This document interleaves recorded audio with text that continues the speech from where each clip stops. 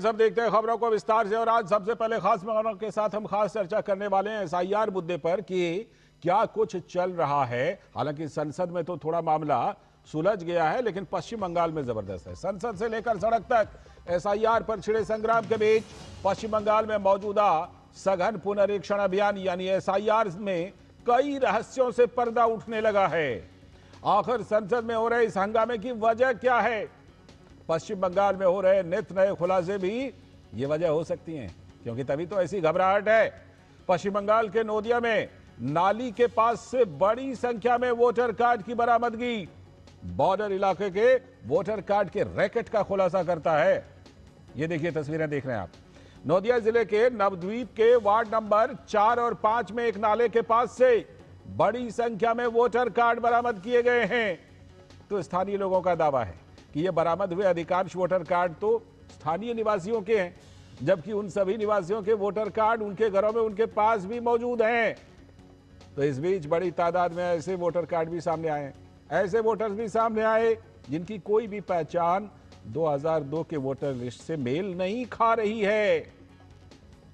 अब तक ऐसे 30-40 लाख वोटर्स की पहचान सरहदी इलाके से मिली है, जिनके पैतृक पहचान के कोई सबूत नहीं है। स्थानीय चुनाव अधिकारियों के सामने इनकी वंशावली को सामने लाना अब एक बड़ी जिम्मेदारी बन गई है। मंगलवार शाम तक ऐसी मतदाता सूची में 46,20,000 विवरण मिले हैं, जिन्हें वोटर लिस्ट से बाहर किया जा सकता है। अब जरा डेटा देखिए। मृत मतदाता हैं 22,28,000, लापता मतदाता हैं 6,41,000 और स्थानांतरित मतदाता हैं 16,22,000। तो देश में एक साथ 12 राज्यों और केंद्र शासित प्रदेशों में एसआईआर की प्रक्रिया लगभग 1 महीने से चल रही है। चुनाव आयोग ने फॉर्म जमा कराने की तारीख को बढ़ा भी दी है 1 हफ्ता के लिए, लेकिन पश्चिम बंगाल में हंगामा थमने का नाम नहीं ले रहा। पश्चिम बंगाल में एसआईआर चरण के हर मोड़ पर चौंकाने वाली जानकारी सामने आ रही है। चुनाव आयोग ने यह जानने के लिए एक रिपोर्ट मांगी है कि राज्य के 2208 बूथों में पिछले 23 वर्षों में किसी भी व्यक्ति की मृत्यु कैसे हुई ही नहीं। मंगलवार को उस रिपोर्ट में मामले का खुलासा होने से पहले ही राज्य के सीईओ कार्यालय के सूत्रों के हवाले से खबर है कि प्रोगेनी बूथों को लेकर एक नया रहस्य गहरा गया है। प्रोगेनी बूथ वे बूथ हैं जहां 2002 की सूची में किसी भी मतदाता का नाम ही नहीं है। इन सभी बूथों में सेल्फ मैपिंग शून्य है, 0। सीईओ कार्यालय के सूत्रों के अनुसार राज्य भर में अब तक ऐसे 3 बूथों की जानकारी मिली। तो प्रतिपक्ष के नेता चुनाव आयोग के कोलकाता स्थित कार्यालय में ज्ञापन देने के लिए गए शुभेंदु अधिकारी। वहां उनको जबरदस्त सियासी हंगामा का सामना करना पड़ा। बीएलओ की परेशानी को लेकर लगातार धरने भी प्रदर्शन जारी हैं, लेकिन यह भी सही है कि अधिकांश मतदाताओं ने अपने फॉर्म जमा करा दिए हैं। कुछ जगहों पर बीएलओ को स्थानीय दिक्कतों का सामना जरूर करना पड़ रहा है, लेकिन वो ज्यादातर स्थानीय नेताओं का ही दबाव है। लेकिन सीएम ममता कहती हैं कि इलेक्शन कमीशन अब एक निष्पक्ष संस्था न रहकर बीजेपी कमीशन बन गई है। तो वहीं बीएलओ पर दबाव और आत्महत्या का मामला को लेकर कांग्रेस पार्टी अविलंब संसद में बहस चाह रही है, लेकिन बीएलए नियुक्त करने के मामले में कांग्रेस पार्टी क्यों कोई उत्साह नहीं दिखा रही, ये भी एक बड़ा सवाल है। इधर उत्तर प्रदेश के 17 जिलों में 1 महीने बीत जाने के बावजूद कांग्रेस पार्टी ने एक भी बीएलए अभी तक नियुक्त नहीं किया है, जबकि बीएलओ चुनाव आयोग के प्रतिनिधि के रूप में हर पोलिंग बूथ पर मतदाताओं की पहचान सुनिश्चित करता है। तो वहीं जो राजनीतिक दलों के प्रतिनिधि बीएलए होते हैं उन्हें इस काम में सहयोग देता है। अब सवाल यह है कि जब ग्राउंड जीरो पर दल के कोई प्रतिनिधि हैं ही नहीं, तो फिर वोट चोरी का आरोप तो बिना मतलब का बेमानी ही लगेगा। तो जो पश्चिम बंगाल में हमने आपको नोदिया की तस्वीरें दिखाई थी ना, वहां पर जो वो कार्ड मिले हैं उस पर स्थानीय लोगों का कहना है कि बहुत से लोगों के पास पुराने वोटर कार्ड मौजूद हैं। এখানে অসংখ্য ভোটার কার্ড পড়ে রয়েছে, যেগুলো লোকাল এলাকার। এখানে মাথাপুর রোড লেখা রয়েছে, এখানে তোমার গঙ্গানগর লেখা রয়েছে, এরকম প্রচুর কার্ড, শতাধিক কার্ড এখানে পড়ে রয়েছে। দেখলাম এখানে ড্রেনের মধ্যে এবং ড্রেনের সাইডে বেশ কিছু মানে ভোটার কার্ড যারা এই এলাকারই লোকজন হয়তো পাওয়া গেছে। পুলিশ এসছেন এবং স্থানীয় লোকেরাও এখানে ভিড় করে রয়েছে, এটাই দেখতে পেলাম। দেখি কত ভোটার কার্ড, মানে গাদা কয়েকশো ভোটার কার্ড পড়ে আছে এবং দেখলাম ড্রেনের মধ্যেও একটা মানে ব্যাগ পড়ে আছে, হয়তো ব্যাগটার মধ্যে ফেলতে এসেছিল, আমরা দেখিনি ব্যাগের মধ্যে কি আছে, হয়তো ওটা ফেলতে গিয়ে পড়ে গেছে। কয়েকশো ভোটার কার্ড নতুন এবং পুরনো এবং নতুন, এটা অবাক কাণ্ড। একদম লোকাল ঠিকানা রয়েছে, লোকাল নবদ্বীপের ঠিকানায় মাথাপুর রোড, অর্থাৎ এই এলাকা 4 নম্বর ওয়ার্ড। এবং সেখানকার দেখলাম ভোটার কার্ডে পড়ে আছে নতুন পুরনো মিলে কয়েকশো ভোটার কার্ড। तो लगातार खुलासे हो रहे हैं पश्चिम बंगाल में एसआईआर से। टीएमसी नेता सागरिका घोष का कहना है कि सरकार एसआईआर और इलेक्टोरल रिफॉर्म के मुद्दे से बचना चाहती है। Government was trying very hard to run away from this discussion. The government did not want to have a discussion on electoral rolls, the sanctity of the electoral process, on the SIR exercise, on the manner in which unbearable burdens are being placed on BLOs, on the fact that BLOs are committing suicide, that citizens are committing suicide because of the demand for documentation. The government was running away from this discussion. वहीं पश्चिम बंगाल में भाजपा के नेता और नेता प्रतिपक्ष शुभेंदु अधिकारी का कहना है कि केंद्र सरकार तो सिर्फ एक पारदर्शी वोटर लिस्ट चाहती है। Along with my party colleagues and 50 BJP MLA, we raise our voice strongly. The huge malpractices happened during the entry, especially 26, 27, 28 November. A section of BLOs, AERO, DRO, including some DMs, they huge malpractices. We want transparent, fair voter list. तो ये तो बात हुई TMC और BJP की, लेकिन Congress party जो BLA तक नियुक्त नहीं करती, उनके नेता प्रमोद तिवारी का कहना है कि ये वोट की चोरी नहीं बल्कि ये तो वोटों की डकैती है। जब तारीख तय हो गई है लोकसभा की, जब उसके लिए हम लेके आएंगे ये सरकार कार्य मंत्रणा समिति में, बिजनेस एडवाइजरी कमेटी में, तो हम बाकी बातों पे कर लेंगे। हमें क्या बोलना है क्या नहीं बोलना है, रिजिजू जी आप इसकी चिंता मत करिए। सारा देश आज जान चुका है कि आप वोट चोरी करती है भाजपा, और वोट चोरी नहीं, इलेक्शन कमीशन के साथ मिलके डकैती वोटों पे पड़ रही है। तो देखिए, भले ही संसद में फॉर्मूला निकल गया हो कि इस पर चर्चा होगी, लेकिन एसआईआर पर जिस तरह से राजनीतिक बयानबाजी हो रही है उससे ये लगता तो है कि बहुत बड़ा मुद्दा, और वो भी कई दलों में घबराहट भी है। इसी पर खास चर्चा करेंगे क्योंकि लगातार खुलासे भी हो रहे हैं पश्चिम बंगाल से सबसे ज्यादा। इसी पर खास चर्चा करने के लिए हमारे साथ डॉक्टर निखिल सिंह, भारतीय जनता पार्टी के प्रवक्ता, बहुत बहुत स्वागत निखिल जी। हमारे साथ संजय सरकार जी, टीएमसी के नेता, बहुत बहुत स्वागत संजय सर। साथ में हमारे साथ हमारे सलाहकार संपादक विनोद मिश्र जी यहाँ स्टूडियो में, और सौरभ दत्ता जो ग्राउंड रिपोर्ट देने के लिए कोलकाता से हमारे साथ जुड़ चुके हैं। पहले सौरभ के पास चलते हैं। सौरभ, तस्वीरें देखी भाई नोदिया की, बड़े एकदम बिल्कुल वोटर कार्ड वगैरह बिखरे पड़े थे। मुझे तो लगता है ऐसी तस्वीरें पश्चिम बंगाल में और भी कई जगहों से आ रही हैं क्या, और क्या है इस मामले का सच सौरभ? लाल जी देखिए, स्टेट का ऐसा कोना नहीं जिसमें चौंकाने वाला कोई खबर नहीं है। हाँ, हर एक कोने से हम लोगों को तो अपडेट देते लेते हम लोग थक जा रहे हैं कि अब कितना अपडेट आएगा। तो अभी जो स्थिति है, एक तरफ तो नदिया का छवि है जहां पे देखा जा रहा है कि ड्रेन के पास बिखरे हुए हैं, और ये वोटर्स का किनके हैं, उन जो बासिंदा है वहां के, वो निवासी है, वो क्या कह रहे हैं? वो कह रहे हैं कि इनमें से ऐसे कुछ वोटर्स है जो ओरिजिनल में वो व्यक्ति एग्जिस्ट करते हैं, और जब उनसे जाके पूछा गया कि आपका वोटर कार्ड कहाँ है, कहीं चोरी तो नहीं हुई, तो वो कह रहे भाई तकिए के पास से या फिर कहीं ट्रंक के नीचे से अंदर से वो तो निकाल के दिखा रहे हैं ड्रॉयर के नीचे से, ये देखो मेरा वोटर कार्ड मेरे पास है। तो जो बिखरे पड़े हुए वो वोटर कार्ड कहाँ से आ गए? तो ये सवाल जो है, ये जो तस्वीर है, उसके बाद जो आता है वो आता है आंकड़ा। आंकड़ा कैसा आंकड़ा आ रहा है कि कौन सी जगह पे मृत वोटर ज्यादा है, और ऐसे चौंकाने वाले तथ्य सामने आ रहे हैं कि ये जो 40 अभी तो वो 480 हो गया है। चुनाव आयोग जब चिट्ठी लिखा तब वो डीओ ने रिपोर्ट दिया, वो 2208 नहीं है, वो 480 है। तो 480 में जो 420 का जो अंदाजा लगाया जा रहा है बिल्कुल। हालांकि अब वो धारा जो है वो बदल गई है बीएनएस में, लेकिन 420 अभी भी फेमस तो है ही। तो वो जो बूथ है उसमें क्या है, उसमें एक भी मृत आदमी नहीं है। 23 साल में कोई मरा नहीं, कोई कहीं और जगह पे गया नहीं, कोई गैर हाजिर नहीं है और कोई डुप्लीकेट नहीं है। और दूसरी और एक कैटेगरी आया है, इसको कहा जा रहा है कि प्रोजेनी। इसका मतलब क्या है? इसका मतलब है कि ये जो एक ब्लॉक में 782 वोटर्स है, कोच बिहार के दिनहाटा का, हुगली के पांडुआ का और साउथ 24 परगना का एक ब्लॉक है जी। तो उस बूथ में जितने भी वोटर्स है, कोई 2002 में वोटर नहीं हुआ। बताइए, पूरा का पूरा बूथ ही वैसा है। ठीक है, एक भी आदमी नहीं जिसका वोटर कार्ड। ठीक है, लौटता हूँ, बड़े बड़े खुलासे हो रहा है, लौटता हूँ सौरभ। विनोद जी, ये तो पश्चिम बंगाल से बढ़कर एक भाई, बिल्कुल कहते हैं कहीं पर वोटर कार्ड मिल रहा है, कहीं अभी सौरभ बता रहे थे कि ऐसे ऐसे बूथ हैं 2002 से एक वोटर का भी मिलान नहीं हो रहा है? और बीएलओ के सामने, बेचारों के सामने बड़ी चुनौती है। अब कैसे मिलान करें 2002 से?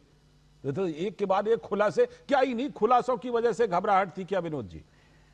लाल जी, आप जो संसद में आज की तारीख में जो देख रहे हैं हंगामा, और आपको जो पश्चिम बंगाल से हमारे सौरभ दत्ता जो दिखा रहे हैं जी, दोनों में फर्क जानिए जी, और दोनों का फर्क जानने के बाद आप इस उत्तेजना को समझिए कि आखिर ये हंगामा क्यों है बर्पा। आप समझिए कि ये दर्द कहाँ है।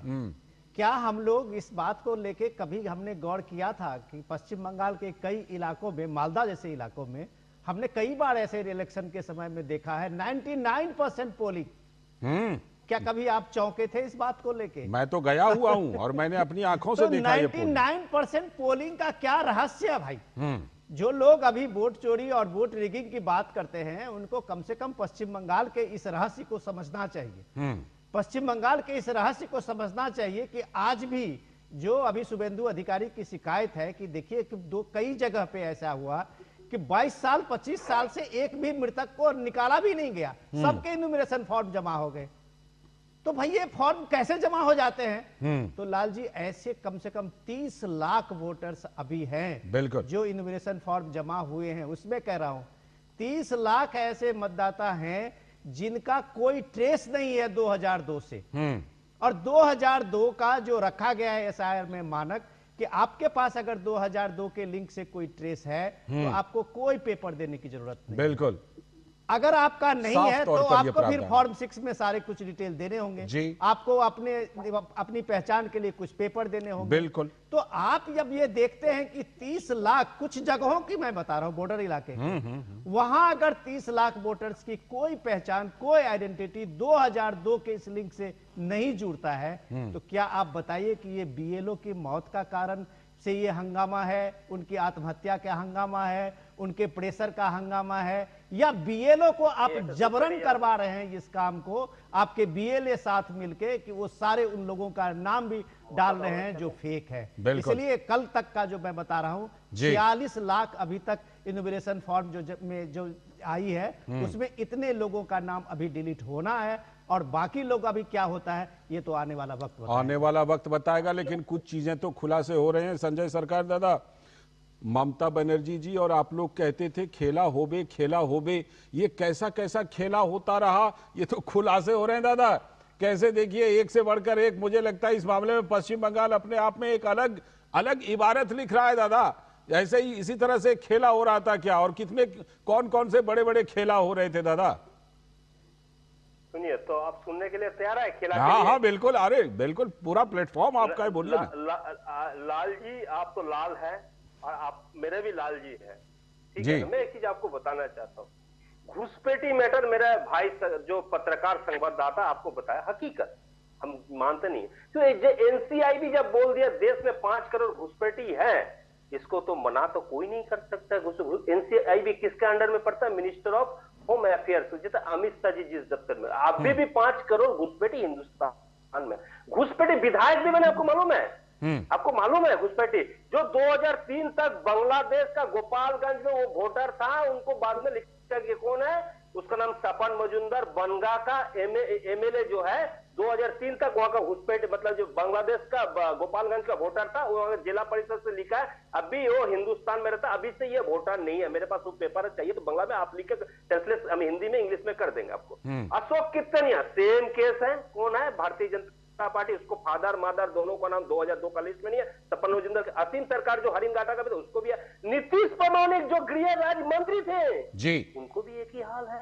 मैं आपको मतलब ये कितना नाम गिनाएंगे, हकीकत बोला है ये। और रह गया 2002 से 2024 के बीच में मैंने एक मतलब ये हमने एक डाटा निकाला है। बांग्लादेश में उस समय 2002 में बांग्लादेश में 15% हिंदू थे और आज के तारीख में 6.5% हिंदू, 9.5% हिंदू यहाँ पर 2002 से 24 के बीच जिसका बच्चा हुआ यहाँ पर, बेटी हुआ यहाँ पर। नहीं है, सुनिए ना, नहीं लॉजिक नहीं, हकीकत है।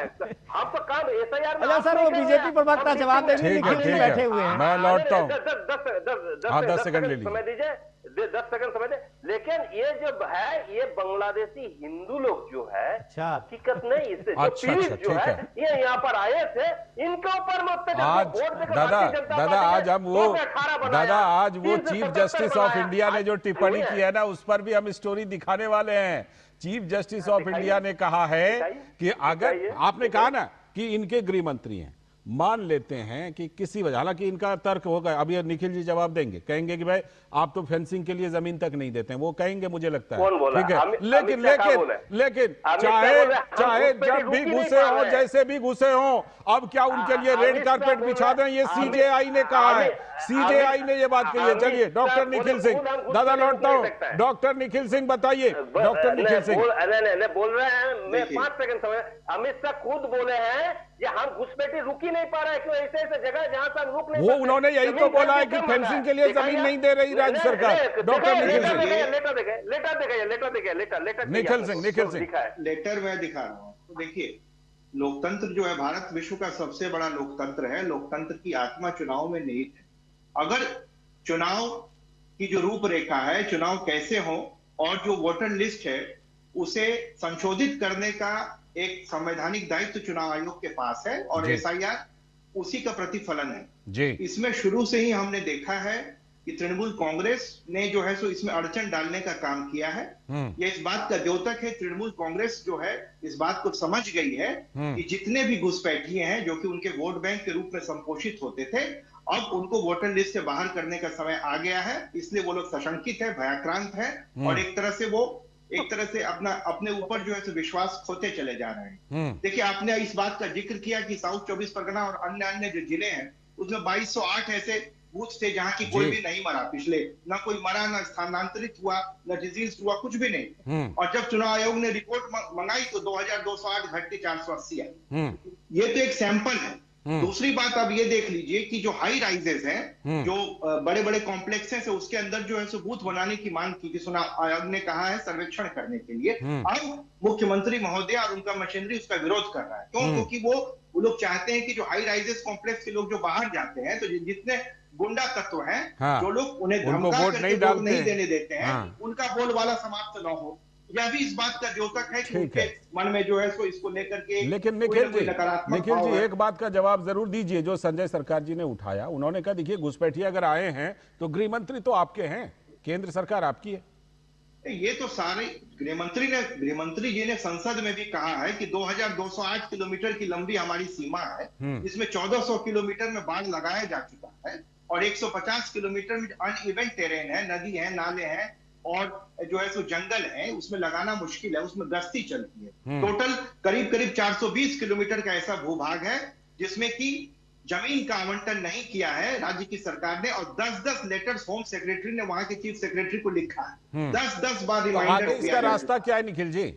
आगे इसका रास्ता ये है कि राज्य सरकार को SIR को, राज्य सरकार के नैतिक दायित्व है कि SIR में संलिप्त जितने BLOs हैं उनको जिस तरह से वो लोग दिग्भ्रमित करने का प्रयास करें, आतंकित करने का प्रयास कर रहे हैं, और उसे बंद करें और उनके साथ सहयोग करें और चुनाव आयोग के साथ सहयोग करते हुए एक शुचितापूर्ण मतदान जो है सो उसकी प्रक्रिया संचालित हो और वोटर लिस्ट बने, उसमें सहयोग करें। सौरभ दत्ता, जो बात अभी संजय सरकार जी कह रहे थे कि देखिए हिंदू शरणार्थी काफी ज्यादा हैं, मैं आपसे एक टेक्निकल बात कर रहा हूं। CAA का पहले ममता बनर्जी की सरकार ने विरोध किया, ठीक, उसके बाद CAA को स्वीकार भी किया क्योंकि केंद्र सरकार ने वो पारित किया था। तो CAA के तहत अगर थोड़ी देर के लिए संजय सरकार जी की बात को मान लेते हैं कि भाई हिंदू शरणार्थी आए हैं, हाँ आए हैं, तो तो उनको तो नागरिकता देने का उनको तो नागरिकता देने के लिए सीए कानून है, लेकिन जो बाकी चाहे वो रोहिंग्या हो, अवैध बांग्लादेशी घुसपैठिए हो, उनको तो एसआईआर के तहत पहचान किया जा रहा है। ये मामला है पश्चिम बंगाल में, हैं दोनों तरह के, दोनों समुदाय के लोग आए हैं बांग्लादेश से, ये बात सही है। देखिए ये बात तो सही है, लेकिन इसके चलते जो सीएए का जो कानून आ रहा हूं जरा संजय दा सौरभ जी का एक सवाल है। सौरभ जी का एक सवाल पूछ रहे हैं, अभी तक कितना रोहिंग्या पकड़ा गया और कितना बांग्लादेशी घुसपैठी पकड़ा गया, थोड़ा अगर मेरे को लिस्ट देंगे तो बहुत है। मेरे पास आ जाएगा रोज का डाटा रोज हमको वो एकदम कंप्लीट डेटा चाहिए तो एनआरसी का स्वागत कीजिए। अभी एसआईआर में वोटर लिस्ट का हो रहा है, एनआरसी का स्वागत कीजिएगा ना, एकदम कंप्लीट डाटा आ जाएगा। एनआरसी लागू कर दीजिए ना, एकदम कंप्लीट डाटा आ जाएगा। दादा सौरभ दत्ता जी बोलिए। सौरभ दत्ता, देखिए ये सीएए का जो कानून है, हमने कहा था कि हम निर्वाचन कमीशन, इलेक्शन कमीशन से बात किए थे यहाँ पे सीओ के साथ, जिस सर सीएए का जो इशू है वो क्या एसआईआर के प्रोसेस में इलेक्शन कमीशन उसको ग्रांट करेगा, लेगा, उसको कॉग्निजेंस लेगा जी। तो जो कहना था सीईओ का, कि उनका कहना था कि हम एसआईआर का जो मैनुअल है, जो एसओपी है, उसको चलते, उसको देखकर, उस एसओपी को मानकर हम चल रहे हैं। सीए का जो इशू है, छिटमहल का जो इशू है, उनको तो यहाँ पे छिटमहल भी है ना, उसको तो सिटीजनशिप मिल गया है। तो ये जो इश्यूज है, ये इश्यूज एसआईआर की किसी कम्युनिटी के हिसाब से, उनके रिलीजन के हिसाब से नहीं है, बिल्कुल ये हमारे इंडिया के देश का स्पिरिट के हिसाब से है। तो इसको उसके तहत देखना चाहिए। दोनों का मापदंड अलग है, राजनीति दोनों को मिला रही है। एक दूसरा जो सवाल खड़ा करना चाहती है अपने डिफेंस में, तब वो मुद्दा लेके आ रहे थे, किंतु दोनों का नींव भी अलग है। बिल्कुल वही मैं कहना चाह रहा था कि ये दोनों बिल्कुल अलग। विनोद जी के जवाब पास नहीं दिया। हाँ मैं आ रहा हूँ, विनोद जी मैं दे देता हूँ जवाब। निखिल जी एक लाइन बोल दीजिए। करीब 10 साल में 1 लाख जो घुसपैठिए हैं, या तो उनको बाहर भेजा गया है, या डिटेन किया गया है, या पुशबैक किया गया है। 1 लाख। देखिए घुसपैठियों का जो वर्गीकरण होता है, लेकिन निखिल जी कि उन्हें ये आंकड़ा तो बहुत छोटा है ना, जितने घुसपैठियों की संख्या बताई जाती है। कुछ लोगों को 1 करोड़ लोगों को अच्छा, 1 करोड़ किया गया है, लेकिन इसको लेकर के जो वैलिडेटेड डेटा है वो आना बाकी है, क्योंकि जो शरणार्थी हैं, घुसपैठिए, दोनों में अंतर करना। विनोद जी, मैं वही अंतर कर रहा था कि जो आए वो शरणार्थी हैं और सीए के तहत उनको नागरिकता। विनोद जी, मैं थोड़ा सा आपको क्लियर कर देता हूं। अभी सुप्रीम कोर्ट में एक एनजीओ का एक अभी केस दर्ज हुआ था इसी सीएए को लेके, और जो शरणार्थी हैं बांग्लादेश से आए हुए जो प्रताड़ित लोग हैं, उस शरणार्थी के इशू को लेके और एसआईआर को लेके, तो सुप्रीम कोर्ट ने अभी चुनाव आयोग को और सरकार को, दोनों को सवाल पूछा है उनको लेके। वो कोई कंसर्न नहीं है। सरकार साहब, मैं जो बात कहना चाह रहा था, ये टीएमसी में आप ये पहली बार नहीं आपने ये बात कही है, और भी नेताओं ने इस बात को एक तरह से डिफ्यूज करने की कोशिश की है कि आप बांग्लादेश के पॉपुलेशन 1971 का दिखा के आप वो पॉपुलेशन जो कम हुआ है 8%, सुन लीजिए सर, मैं आपकी बात संजय सरकार सर आ रहा हूं। आपका जो तर्क है कि 1971 के 22% वहाँ के जो हिंदू थे वो आज आते आते 8% हो गए हैं, तो वो हिंदू कहाँ गए? तो वो हिंदू आप कह रहे हैं कि वो सारे बांग्लादेशी जो थे, हिंदुस्तान के हिंदू लोग जो थे, वो आप पश्चिम बंगाल में आ गए। इसका मतलब ये है कि आप सीधे सीधे ये कहना चाह रहे हैं कि बांग्लादेश में से आने वाले जो लोग हैं वो मुसलमान नहीं है, वो हिंदू है। सुनिएगा आप, तो 2009 से लेके 2011 तक जो ममता बनर्जी संसद में एनआरसी की मांग करती थी और घुसपैठियों की बात करती थी, वो कहती थी कि ये घुसपैठ जब तक कि घुसपैठियों का जब तक बोलबाला रहेगा तब तक पश्चिम बंगाल में लोकतंत्र नहीं होगा। तो घुसपैठिए कौन थे? सीपीएम सरकार के दौरान गोली खाती थी। सरकार के सामने घुसपैठिए कौन थे? वो हिंदू थे या मुसलमान थे? आप लोग कंफ्यूज कर रहे हैं। आप लोग इस बात को कंफ्यूज कर रहे हैं कि उसी सरकार में जब ये डेटा एक बार नहीं, संसद के पटल पे आज तक कम से कम 5 बार डेटा रखा गया है कि बांग्लादेश के कम से कम 2.5 से 3 करोड़ बांग्लादेशी मुस्लिम जो भारत में पूरे अलग अलग राज्यों में, अलग अलग स्टेट में, अलग अलग सिटी में फैल गए हैं। सुन लीजिएगा, डेटा मिलान मैच कर लीजिएगा। ज्यादातर आधार कार्ड वहीं से है, 24 परगना से। 10-10 जिले हैं और बाकी जनसांख्यिकी में अमूलचूल परिवर्तन हुआ। पश्चिम बंगाल में निखिल जी आ रहा हूँ, एक सिविक राइट भी नहीं दिया था आपने। ठीक है, तो ये सब चीज लोगों को बताइए, लोगों को गुमराह कीजिए। हकीकत जो है कि आप सीधे सीधे आप चाहते हैं कि 2025 में जो वोटर लिस्ट में नाम है, टीएमसी पूरी तरह कोशिश कर रही है कि वही लिस्ट SIR। ठीक है संजय जी आपका जवाब, फिर निखिल जी। विनोद जी को हम पूछना चाहता है, अच्छा वर्ल्ड में रोहिंग्या कितना, इतना बता दीजिए। नंबर 2, SIR जो हो रहा है इसमें सिर्फ 3 रोहिंग्या पकड़ा गया, 90 बांग्लादेशी घुसपैठी पकड़ा गया SIR के मतलब में, जो बांग्लादेशी मुस्लिम घुसपैठी है। आप कभी भी बॉर्डर में विनोद जी जाके देखे है कितना हिंदू रोते रोते रोते रोते बांग्लादेश जा रहे हैं? देखे कभी हकीमपुर बॉर्डर, पेट्रोपोल बॉर्डर, चाहे दूसरे जो बॉर्डर होते हैं वो साइड से जो देखे हैं आपने? वो भी हिंदू ही है। वो भी हिंदू ही है, आपने पहचान लिया। कितना मेरे पास चाहिए, फोटो चाहिए, वीडियो चाहिए। उनके लिए बॉर्डर पर सौरभ गए थे, बॉर्डर पर सौरभ गए थे, उन्होंने जाके वहां पड़ताल की थी, ग्राउंड रिपोर्ट भी भेजी थी। केंद्र सरकार ने उनके लिए लागू कर रखा है, हिंदुओं को भागने की जरूरत नहीं है। दिखा सकते बिंदु को दिखाएंगे, सबको बोला जा रहा है आपको दिखा जाएंगे ये हिंदुस्तान में आप यहाँ का मालिक, ये नहीं आप बांग्लादेश से। और मुसलमान 100% घुसपैठी आए हैं, हम नहीं मानते, लेकिन बॉर्डर तो BSF दिखते हैं क्यों आज भी आते हैं यहाँ पर, तब तो बॉर्डर BSF। रोहिंग्या कब हुआ? रोहिंग्या आया है 2017 में, जब 25 अगस्त का दिन में म्यांमार में आंग सान सू की सरकार उनका अटैक किया था। अब ये बताइए तो म्यांमार का कौन से बॉर्डर बंगाल से जुड़े हुए हैं? आपको 1642 किलोमीटर बॉर्डर में अरुणाचल पड़ता है, मिजोरम पड़ता है, नागालैंड पड़ता है। सोचिए ना, बंगाल में आखिर क्या है कि सब घुसपैठिए खींचे चले आते हैं, बॉर्डर मिले ना मिले, बॉर्डर मिले ना मिले, घुसपैठिए खींचे चले आते हैं। हकीकत बोलेंगे, हकीकत बोलेंगे, सच्चाई बोलेंगे, सच्चाई। BSF दिलीप घोष भी है, बोला BSF पैसा लेके पैसा वसूली करके उसको घुसाता है। तो ठीक है ना, अगर कोई करता है तो एक्सपोज कीजिए ना, कोई करता है तो एक्सपोज कीजिए ना, बल्कि उल्टे आप क्या 24 परगना में लाके आधार कार्ड बना के पूरे देश में फैलाएंगे? भाई एक्सपोज कीजिए, कुछ गलत हो रहा है तो। सौरभ दत्ता के पास पहले जरा एक लाइन के लिए आऊंगा, फिर निखिल जी के पास। सौरभ दत्ता, निखिल जी आ रहा हूँ, निखिल जी एक लाइन, निखिल जी सौरभ से एक लाइन लेकर, निखिल जी सौरभ से एक लाइन लेकर आ रहा हूँ, निखिल जी आ रहा हूँ। सौरभ, आपने ग्राउंड पर जाके देखा था ना, मैं आपके रिपोर्ट का हवाला भी दे रहा था, इनका दावा है ये वही वाला कार्ड खेल रहे हैं कि देखिए वो तो वहां से हिंदू वापस जा रहा है। बताइए क्या थी हकीकत? हाँ, वो पुराने वाले जो भी बाइट्स है, उनका जो नाम है, उनका जो बातचीत जिनसे हुए थे, तो किसी ने कहा था कि शेख आजिम है उसका नाम, किसी ने कहा था उसका नाम रवीउल सद्दार है, तो ये सब किसी ने कहा था कि हिंदुओं के ऐसे नाम है, बताइए बांग्लादेश में हिंदू इस तरह के नाम रखते हैं क्या? नहीं पता कि ऐसे नाम कौन कौन हिंदू रखते हैं। और निखिल जी के पास, ठीक है निखिल जी, निखिल और सौरभ जोड़ लीजिए।